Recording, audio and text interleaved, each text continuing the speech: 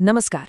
आज हम एक ऐसी घटना पर बात करने जा रहे हैं जो उन जगहों पर हमारी सुरक्षा को लेकर बहुत गंभीर सवाल खड़े करती है, जिन्हें हम अक्सर सबसे ज्यादा सेफ समझते हैं।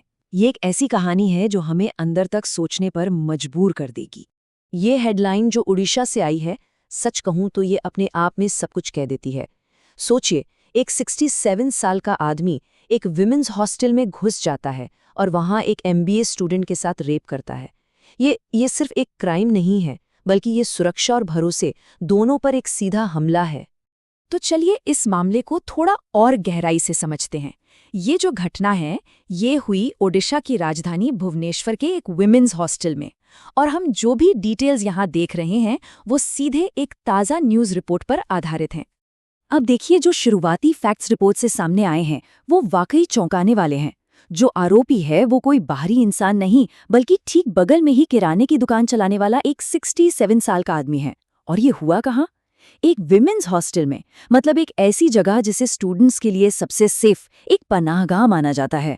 तो इस पूरे मामले में दो लोग हैं जिनके बारे में हमें जानना जरूरी है। एक तरफ है आरोपी दीपक प्रधान, 67 साल का, जो गंगापाड़ा इलाके में एक किराने की दुकान चलाता है।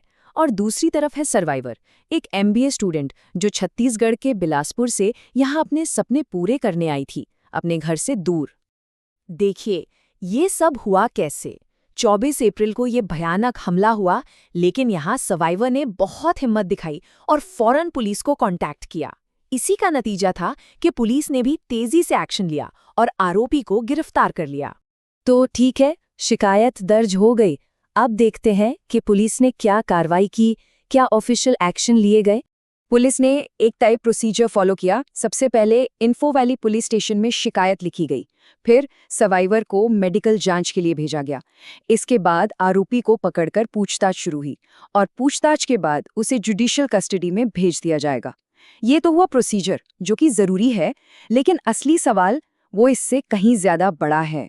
तो ये जो कानूनी कार्रवाई चल रही है, इससे हटकर ये पूरा मामला एक बहुत ही बड़ा और परेशान करने वाला सवाल खड़ा करता है।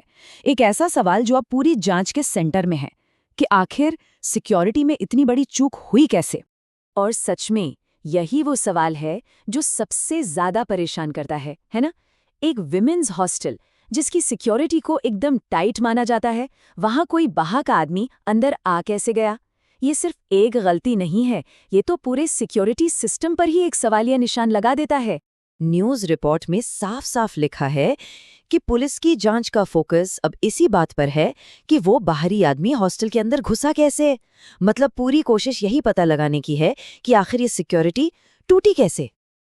अब इस मुद्दे को और बेहतर समझने के लिए रिपोर्ट में एक और केस का जिक्र है जो दिल्ली का है और उतना ही परेशान करने वाला है। चलिए एक नज़र उस पर भी डालते हैं और देखते हैं कि ये दोनों मामले एक दूसरे से कैसे जुड़ते हैं। दिल्ली वाला केस भी सच में बहुत ही भयानक है। यहाँ देखिए, जो आरोपी था वो कोई अजनबी नहीं, बल्कि घर में पहले काम करने वाला डोमेस्टिक हेल्प था।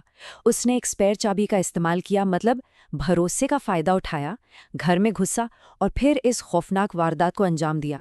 तो अब जब इन दोनों मामलों को हम साथ रखकर देखते हैं ना, तो एक कॉमन और बहुत ही डिस्टर्बिंग पैटर्न नजर आता है। जैसा कि हम इस टेबल में देख सकते हैं, एक केस में इंस्टीट्यूशनल सिक्योरिटी फेल होती है तो दूसरे में पर्सनल ट्रस्ट टूटता है। मतलब भुवनेश्वर में सिस्टम ने धोखा दिया तो दिल्ली में भरोसे ने।